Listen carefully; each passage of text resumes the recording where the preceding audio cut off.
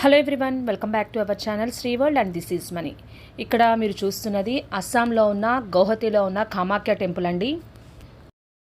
ఇది అష్టాదశ శక్తిపీఠాలలో ఒకటి. మనకున్న శక్తిపీఠాలలో అత్యంత ముఖ్యమైన శక్తిపీఠం. అలాగే అమ్మవారి జననాంగం పడిన ఆలయం. ఈ ఆలయానికి ఎలా వెళ్ళాలి, అలాగే ఇక్కడ చూడవలసిన ముఖ్యమైన ప్లేసెస్ ఏంటి, ఈ ఆలయం యొక్క ప్రాముఖ్యత ఏమిటి అంతా కూడా ఈ వీడియోలో తెలుసుకుందాం. ఈ వీడియోని ఎక్కడ స్కిప్ చేయకుండా లాస్ట్ వరకు అయితే చూడండి. ఈ ఆలయాన్ని దర్శనానికి వెళ్ళినప్పుడు మనకు ఎలాంటి అనుభవాలు ఎదురవుతాయి, మాకు ఎలాంటి అనుభవాలు ఎదురైనాయి, అవన్నీ కూడా నేను ఈ వీడియోలో షేర్ చేసుకుంటానండి. ఎక్కడ స్కిప్ చేయకుండా చూడండి. ఇప్పుడు మీరు చూస్తున్నది కోల్కతా ఇంటర్నేషనల్ ఎయిర్పోర్ట్ అండి. మేము కోల్కతాలో చూడవలసిన ప్లేసెస్ అన్నీ చూసుకొని కోల్కతా టు గువాహటి బై ఏరోప్లేన్లో వెళ్ళడానికి వచ్చామన్నమాట. జనరల్గా మన తెలుగు రాష్ట్రాల నుంచి ట్రైన్లో అస్సాం గువాహటి వెళ్ళాలంటే ఎగ్జాక్ట్గా 45 అవర్స్ అయితే టైం పడుతుంది. సో ఫ్లైట్కి అయితే మనకి 2 అవర్స్లో వెళ్ళిపోవచ్చు. కోల్కతాలో చూడవలసింది ముఖ్యంగా కోల్కతా కాళీమాత టెంపుల్, అలాగే దక్షిణేశ్వర్ కాళీఘాట్, బేలూరు మఠం, ఇంకా సైన్స్ సిటీ, ఇండియన్ మ్యూజియం, ఇవన్నీ కూడా మేము చూసామండి. వాటి గురించి నేను ఒక్కొక్కటి సపరేట్గా వీడియో అయితే చేశాను, ఇక్కడ డిస్క్రిప్షన్లో ఇస్తాను, తప్పకుండా అవి కూడా చూడండి. కోల్కతాలో మా జర్నీ అయితే స్టార్ట్ అయిందండి. ఎగ్జాక్ట్గా 1.5 అవర్లో మేము గువాహటి అయితే చేరుకున్నాము. ఇప్పుడు మీరు చూస్తున్నది గువాహటి ఎయిర్పోర్ట్. మనం ఎయిర్పోర్ట్ నుండి బయటకు ఎగ్జిట్ అయిన వెంటనే బయట మనకి ఈ విధంగా ఊబర్ అలాంటి కౌంటర్స్ కూడా ఉంటాయండి, ట్యాక్సీ కౌంటర్స్. అక్కడికి వెళ్ళి మనం వెహికల్ని బుక్ చేసుకోవచ్చు. వీళ్ళు 2000 అట్లా అడుగుతున్నారు. మేము బయటకు వచ్చేసి బయట ప్రైవేట్ వెహికల్ మాట్లాడుకున్నామండి, వాళ్ళైతే 1500 తీసుకున్నారు. ఇప్పుడు మీరు చూస్తున్నది బ్రహ్మపుత్ర నది. ఎయిర్పోర్ట్ నుండి మేము తీసుకున్న హోటల్కి అయితే 17 కిలోమీటర్స్ ఉంటుందండి. అయితే అక్కడికి వెళ్ళడానికి బస్సెస్ కూడా ఉంటాయంట. పర్ పర్సన్ వచ్చి 100 రూపీస్ అంట. కానీ తెలియని ప్లేస్కి వెళ్ళి మనం బస్సెస్లో వెళ్ళి ఇబ్బంది పడే కన్నా క్యాబ్ అయితే బెటర్ అని మేము క్యాబ్లోనే వెళ్ళాం. సో మేము తీసుకున్న హోటల్ రూమ్స్ అయితే ఇవ్వండి, 2 రూమ్స్ తీసుకున్నాం. మేము రూమ్కి వెళ్ళేసరికి ఆఫ్టర్నూన్ 3 o'clock అయితే అయిందండి. సో అప్పుడు అమ్మవారి టెంపుల్కి వెళ్ళడానికి దర్శనం అయితే ఉండదంట, ఎందుకంటే 5:30 కల్లా క్లోజ్ అయిపోతుందంట టెంపుల్. సో మేము ఈవినింగ్ అక్కడ లోకల్గా చూసుకుని next day early morning 5 o'clock అయితే స్టార్ట్ అయిపోయాం. ఇక్కడ మార్నింగ్ అవ్వడం వల్ల అసలు ట్రాఫిక్ కూడా ఏం లేదండి, చక్కగా ఉంది. కానీ మేము ఈవినింగ్ ముందు రోజు అక్కడ లోకల్గా చూడడానికి వెళ్ళినప్పుడైతే చాలా ట్రాఫిక్ ఉందండి. ఒక 5 kilometers జర్నీ చేయడానికే గంటలు టైం అయితే పడుతుంది. ఇక్కడ అమ్మవారు కూడా కొండపైన ఉంటారండి. సో మనకు కొంచెం ఘాట్ రోడ్ అయితే వెళ్లాల్సి ఉంటుంది. ఇక్కడ కామాఖ్య అమ్మవారు నీలాచల కొండలపై ఉంటారు. శివుడు సతీదేవి మృతదేహంతో తాండవం చేస్తున్నప్పుడు ఆమె యొక్క స్త్రీ పునరుత్పత్తి అవయవం పడిపోయిన ప్రదేశంగా దీనిని నమ్ముతారు. ఇక్కడ విగ్రహారాధన కాకుండా అమ్మవారి యొక్క యోని రూపంలో ఉన్న శిలకు పూజలు చేస్తారు. దక్షయజ్ఞంలో అవమానానికి గురైన సతీదేవి యోగాగ్నిలో దహనం అవుతూ ఉంటుంది. ఆగ్రహించిన శివుడు ఆమె మృతదేహాన్ని తీసుకుని సంచరిస్తూ ఉండగా విష్ణుమూర్తి సుదర్శన చక్రంతో ఆ దేహాన్ని ఖండిస్తాడు. ఆ సమయంలో అమ్మవారి యొక్క ఒక భాగం ఈ నీలాచల కొండలపై పడుతుంది. ఆ ప్రదేశమే కామరూప కామాఖ్యగా ప్రసిద్ధి చెందింది. అత్యంత శక్తివంతమైన పీఠంగా మారింది. మనం అమ్మవారి టెంపుల్కి అయితే వెళ్తున్నామండి. ఇదంతా కూడా ఘాట్ రోడ్డు. ఇప్పుడు చాలా చక్కగా సైలెంట్గా చక్కగా ఉంది కదా. మనం ఈవినింగ్ వచ్చేటప్పుడైతే చాలా ట్రాఫిక్తో చాలా ఇబ్బందికరంగా అనిపిస్తూ ఉంటుంది. ఇక్కడ ఈ ఆలయంలో ప్రతి సంవత్సరం జూన్ నెలలో కామాఖ్యాదేవి ఋతుస్రావం అవుతుందని నమ్ముతారు. ఆ సమయంలో ఆలయం 3 రోజుల పాటు మూసివేసి 4వ రోజు ఉత్సవాలు జరుపుతారు. ఈ సమయంలో ఇక్కడి పవిత్ర జలం ఎరుపు రంగులోకి మారుతుంది. ఇక్కడ కామాఖ్యాదేవిని కోరికలను తీర్చే దేవిగా కొలుస్తారు. ఇది తాంత్రిక పూజలకు, మంత్ర విద్యలకు ప్రపంచ ప్రసిద్ధిగాంచిన క్షేత్రం. మనం ఇక్కడ టెంపుల్ దగ్గరలోకి అయితే వచ్చేసామండి. ఇక్కడే మనకి ఆటోల్లో వచ్చినా క్యాబ్స్లో వచ్చినా ఇక్కడే ఆపుతారు. ఇక్కడ మనం దిగిన వెంటనే చాలామంది మీ స్లిప్పర్స్ ఇక్కడ పెట్టుకోండి అని చెప్పేసి అంటూ ఉంటారు. కానీ మనం అప్పుడే కాదండి, ముందుగా టికెట్ అవన్నీ తీసుకోవాలి. సో వాళ్ళ దగ్గర అప్పుడే చెప్పులు అవి పెట్టేసి అవన్నీ కాకుండా మనం ముందుగా టికెట్ కౌంటర్ దగ్గరికి అయితే వెళ్దాం. టికెట్స్ ఇక్కడ ఫ్రీ దర్శనం టికెట్స్ అయినా సరే, 500 రూపీస్ టికెట్స్ దర్శనం అయినా సరే ఎర్లీ మార్నింగ్ వస్తేనే కొంచెం దొరుకుతాయండి. లేదంటే కనుక మనం టికెట్స్ అవి తీసుకోవడానికి కూడా ఇబ్బంది పడాలి. 500 రూపీస్ టికెట్ కావాలంటే ఎర్లీ మార్నింగ్ 3 o'clock వచ్చి లైన్లో నిలబడాలంటండి. ఒక 200 టికెట్స్ వరకే ఇస్తారంట. ఇప్పుడు మీరు చూస్తున్నది ఫ్రీ టికెట్ కౌంటర్స్.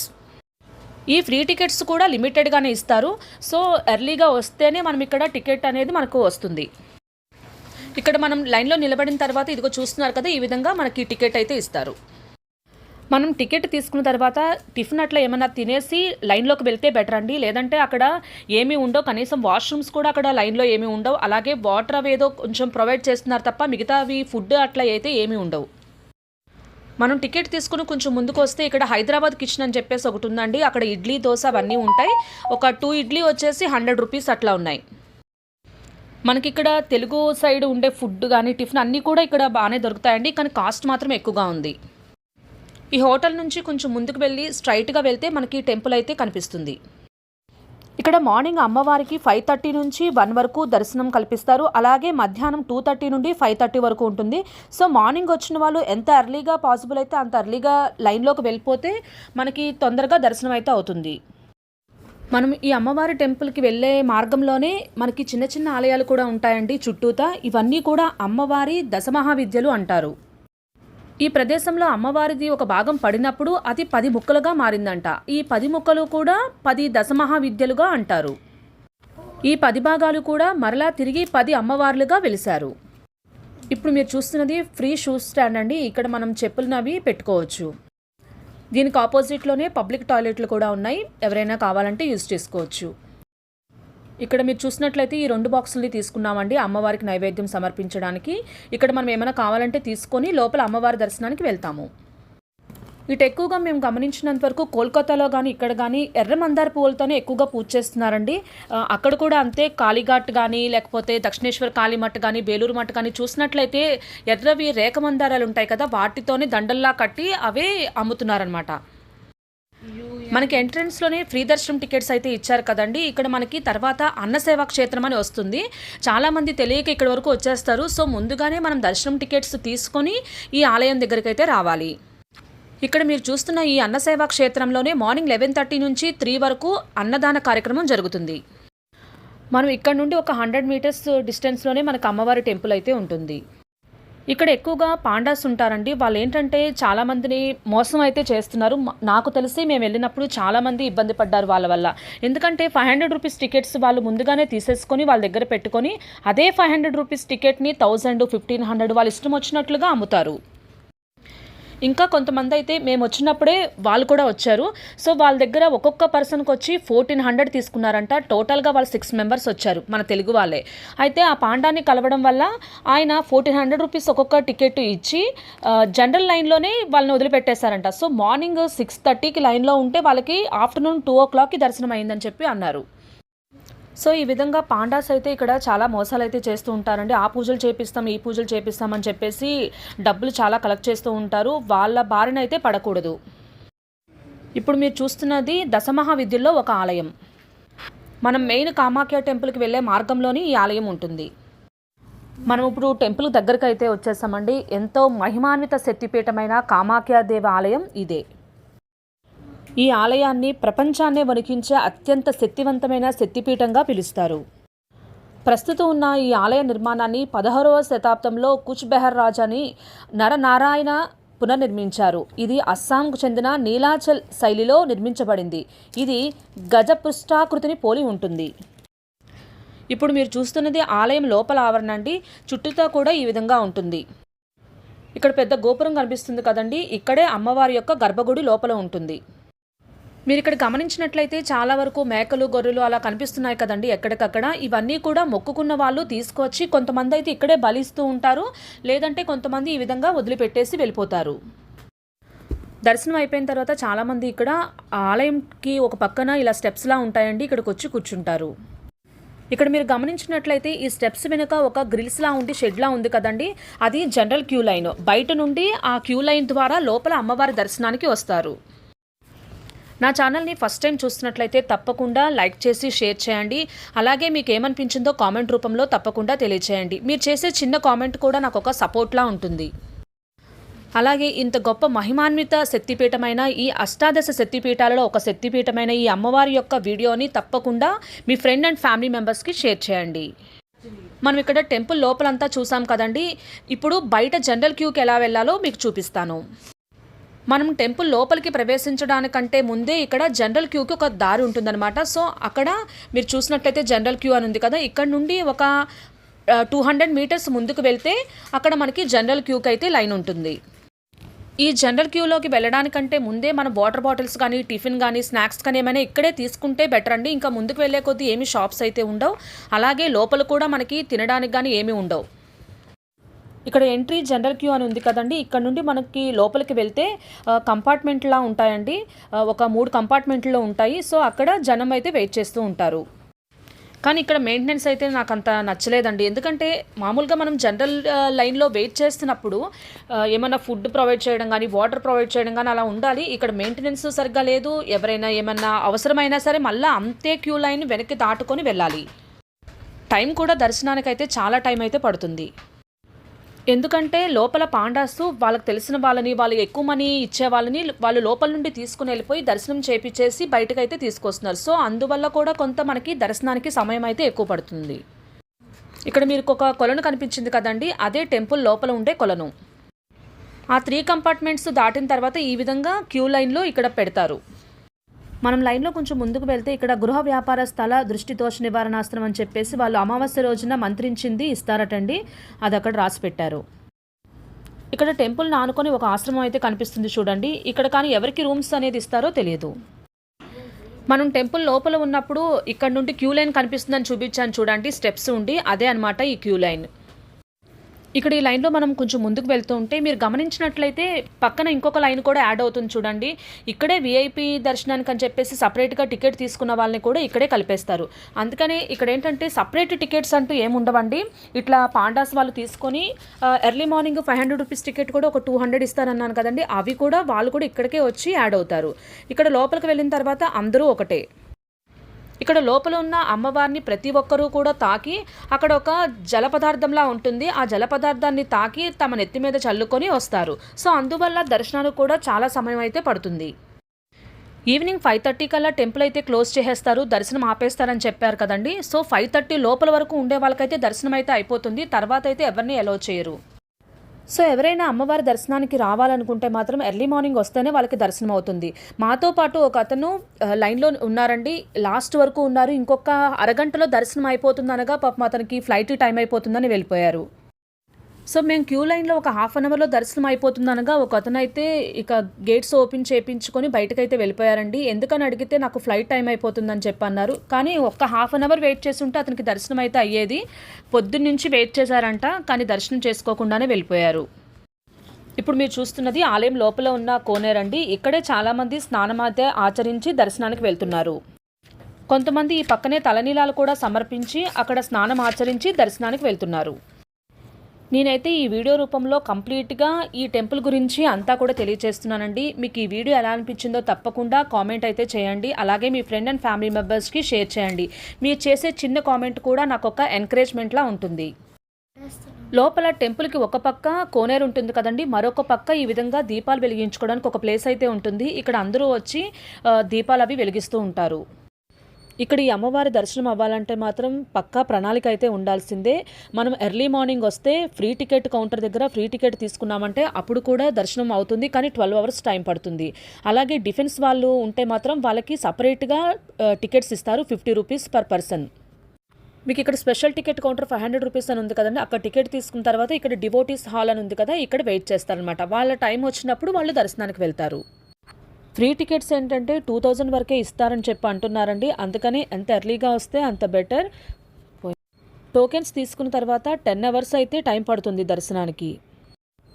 అలాగే సెంట్రల్ గవర్నమెంట్ ఎంప్లాయీస్ వీఐపీలకు సిఫార్సు లెటర్స్ తీసుకువస్తే అప్పటికప్పుడే 500 రూపీస్ టికెట్ ద్వారా వాళ్ళని అలౌ చేస్తారు. డిఫెన్స్ పర్సన్స్ 50 రూపీస్ టికెట్ మాత్రం ముందు రోజే తీసుకోవాలి. ఇక దర్శనం అయిపోయి బయటకు అయితే వచ్చేస్తున్నామండి. మనకి ఇక్కడ చూస్తున్నారు కదా, ఇది తారాదేవి టెంపుల్. ఈ ఆలయం చుట్టూ ఉన్న దశమహావిద్యల్లో షోడశి, మాతంగి, కమల ప్రధాన గర్భగుడిలో ఉంటే మిగిలిన 7 మహావిద్యలకు ప్రత్యేక దేవాలయాలు ఉన్నాయి. ఇవన్నీ కూడా కామాఖ్య కాంప్లెక్స్కు దగ్గరలోనే ఉంటాయి. ఈ దశమహావిద్యుల్లో ఉన్న ఒక్కొక్క ఆలయం ఒక్కొక్క రూపానికి ప్రతీకలు. కాళి అత్యంత శక్తివంతమైన రూపం, తార జ్ఞానాన్ని ప్రసాదించే దేవి, అలాగే షోడశి అంటే త్రిపుర సుందరి కామాఖ్యాదేవి యొక్క ప్రధాన రూపం అన్నమాట, భువనేశ్వరి విశ్వధారిణి, భైరవి ఉగ్రరూపం, చిన్నమస్త త్యాగానికి ప్రతీక, ధూమావతి వితంతువు రూపం ప్రతికూలతను నశింపచేస్తుంది, బగలాముఖి శత్రువులను స్తంభింపజేసే దేవి, మాతంగి సరస్వతి యొక్క రూపం, కళలకు అధిదేవత, కమల లక్ష్మీ స్వరూపం శ్రేయస్సును ప్రసాదిస్తుంది. ఈ అన్నసేవా క్షేత్రానికి ఆపోజిట్లోనే మరొక 2 దేవాలయాలు కూడా ఉంటాయి. మాకు అక్కడ లోపల దర్శనం అయిపోయి వచ్చేసరికి కొంచెం చీకటి అవ్వడం వల్ల మీకు అంత క్లారిటీగా నేను ఈ ఆలయాలను చూపించలేకపోతున్నాను. ఇక్కడ మెయిన్ గర్భగుడిలో ఉన్న కామాఖ్యాదేవిని త్రిపుర సుందరి లేదా షోడశి రూపంలో పూజిస్తారు. ఈమె దశమహావిద్యుల్లో 3వది మరియు ప్రధాన అధిష్టాత్రి దేవత. అలాగే కాళీ, తార వీరు ఆదిమ రూపాలు, కామాఖ్యతో పాటు అత్యంత శక్తివంతమైనవిగా భావిస్తారు. తర్వాత చిన్నమస్తక, బగలాముఖి ఈ రూపాలు తీవ్రమైన తపస్సు మరియు తాంత్రిక ఆరాధనకు ప్రసిద్ధి చెందాయి. ఈ విధంగా ఇన్ని రూపాలు కలిగిన ఈ ప్రదేశం దశమహావిద్యుల అనుగ్రహం కోసం ధ్యానం మరియు తాంత్రిక సాధనలకు అత్యంత పవిత్రమైనదిగా భావిస్తారు. మేము ఇంకా దర్శనం అయితే కంప్లీట్ అయిపోయి బయటకు వచ్చేసిన తర్వాత ఇక్కడ హైదరాబాద్ కిచెన్ పక్కనే మంగళమూర్తి అని చెప్పేసి ఒక రెస్టారెంట్ ఉందండి. ఇదిగోండి అక్కడ కాస్ట్స్ అయితే ఈ విధంగా ఉన్నాయి. మేము ఇక్కడే ఆ రోజు నైట్ డిన్నర్ చేసి మా రూమ్కి అయితే వెళ్ళాము. ఈ రెస్టారెంట్లో అయితే కాస్ట్కు కొంచెం పర్వాలేదండి, రీజనబుల్గానే అనిపించినాయి. అలాగే టేస్ట్ కూడా బాగుంది, కొంచెం నీట్గానే మెయింటైన్ చేస్తున్నారు. చూస్తున్నారు కదండి, చపాతీతో పాటు ఈ కర్రీస్ ఇచ్చారు, అలాగే రైస్తో పాటు కూడా కొన్ని కర్రీస్ ఇచ్చారు. టేస్ట్ కూడా బాగానే ఉంది, పర్వాలేదు. ఈ గోహతిలో ఎక్కడైనా సరే మార్నింగ్ అయినా ఆఫ్టర్నూన్ అయినా సరే ఈ విధంగా పరోటాలు, పోహా ఇలాంటివే ఎక్కువగా ఉంటాయి. టిఫిన్స్కి కానీ మనం లంచ్ చేయాలన్నా ఈ పరోటాలు, పోహాలు, లేదంటే ఇక్కడ చూడండి బ్రెడ్ కూడా ఉన్నాయి కదా, ఇలాగ ఈ బ్రెడ్ స్లైసెస్ ఇలాంటివే ఎక్కువగా దొరుకుతూ ఉంటాయి. ఇక్కడ ఏంటంటే రైస్ ఐటమ్స్ చాలా తక్కువగానే దొరుకుతున్నాయండి, మన సైడ్లో అయితే ఉండవు. ఇక్కడ గౌహతిలో చూడవలసిన ముఖ్యమైన ప్లేసెస్లో ఉమానంద దేవాలయము మరియు బ్రహ్మపుత్ర హెరిటేజ్ పార్క్. ఈ ఉమానంద దేవాలయం బ్రహ్మపుత్ర నదిలో పికాక్ ఐలాండ్లో ఉంటుంది. ఈ కామాఖ్య టెంపుల్కి ఒక 140 కిలోమీటర్ల దూరంలో మహామృత్యుంజయ ఆలయం ఉంది. ఇది ప్రపంచంలోనే అత్యంత ఎత్తైన శివలింగ ఆకారపు దేవాలయం. అక్కడ శివలింగం ఎత్తు 126 ఫీట్స్ ఉంటుంది. మన అస్సాం టూర్లో భాగంగా ఈ ఆలయాన్ని కూడా మనం సందర్శించవచ్చు. ఇప్పుడు మీరు చూస్తున్నది గువాహటి ఎయిర్పోర్ట్ అండి. మేము మార్నింగ్ మా ఫ్లైట్ కంటే ఒక 3-4 అవర్స్ ముందే ఇక్కడికి వచ్చాము. ఎందుకంటే ఆ రోజు సోనియా గాంధీ వస్తున్నారంట, అందుకనే చాలా వరకు ట్రాఫిక్ అయితే ఉంది. ఇలాంటప్పుడు ఏంటంటే మనం ఎర్లీగా వస్తేనే మనం ఫ్లైట్ని క్యాచ్ చేయగలుగుతాం. ఈ కామాఖ్యాదేవి ఆలయాన్ని దర్శించడానికి చాలామంది మన తెలుగు వాళ్ళు కూడా వస్తూ ఉంటారండి. ఇక్కడ మీరు చూస్తే చాలామంది ఒక గ్రూప్ ఆఫ్ మెంబర్స్ ఉన్నారు కదా, మేము వచ్చినప్పుడే ఒక పెద్ద వెహికల్లో వీళ్ళు దిగారు. ఈ ఆలయానికి తెలుగు వాళ్ళు కూడా చాలా బాగానే వస్తున్నారండి, మాకు ఇప్పటికే చాలామంది కనిపించారు. నన్ను చాలామంది కామెంట్స్లో అడిగారండి, అవుట్ ఆఫ్ స్టేట్ వెళ్తున్నారు కదా, అక్కడ మీకు లాంగ్వేజ్తో ఇబ్బంది ఉండదా అని. సో మాకు లాంగ్వేజ్తో అయితే ఏమీ ప్రాబ్లం ఉండదండి. అలా ఎవరైనా లాంగ్వేజ్ ప్రాబ్లం అనిపించినప్పుడు మీరు ఇప్పుడు చూసారు కదా గ్రూప్ ఆఫ్ మెంబర్స్ వచ్చారు, అలాగా 20-30 మెంబర్స్ ఒక గ్రూప్గా కూడా డివైడ్ అయ్యి రావచ్చు. ఏంటంటే ఒక్కరే రాలేనప్పుడు ఇట్లా గ్రూప్ మెంబర్స్ కొంతమంది ట్రావెలింగ్ ఏజెన్సీ వాళ్ళని కలిసినా వాళ్ళు కూడా బాగానే చూపిస్తారండి. మేము వచ్చినప్పుడే కొంతమంది గ్రూప్ ఆఫ్ మెంబర్స్ వచ్చారు, వాళ్ళకైతే పర్ పర్సన్ వచ్చి 17,000 తీసుకున్నారంట. కలకత్తా కాళీమాత ఆలయం, పూరి, కోనార్క్ అవన్నీ కూడా చూసుకొని లాస్ట్కి కామాఖ్య ఆలయాన్ని దర్శించడానికైతే వచ్చారు. మనం ట్రావెలింగ్ ఏజెన్సీ వాళ్ళని కలవడం వల్ల ఏంటంటే మొత్తం వాళ్ళే ఫుడ్ నుంచి మనం హోటల్స్ ఏంటి అన్నీ కూడా వాళ్ళే చూసుకుంటారు. సో మనం ఎక్కడ కూడా హర్రీబర్రీ అవ్వాల్సిన అవసరం ఉండదు, మనం ఓన్గా చూసుకొని కంగారు పడాల్సిన అవసరం కూడా ఉండదు. ఎక్కడెక్కడ ఏమేమి టెంపుల్స్ ఉంటాయి, ఎలా వెళ్ళాలి, ఎలా అప్రోచ్ అవ్వాలి, ఏం చూడాలి అంతా కూడా వాళ్ళు ట్రావెలింగ్ ఏజెన్సీ వాళ్ళు చూసుకుంటారు. చూసారు కదండి గౌహతి కామాఖ్య టెంపుల్ వీడియో. ఈ వీడియో ఎలా అనిపించిందో కామెంట్ రూపంలో తెలియచేయండి. అలాగే ఫస్ట్ టైం చూస్తున్నట్లయితే నా ఛానల్ని సబ్స్క్రైబ్ చేసుకోండి. ఈ video me friend and family మెంబర్స్కి తప్పకుండా షేర్ చేసి లైక్ చేయండి. Thank you.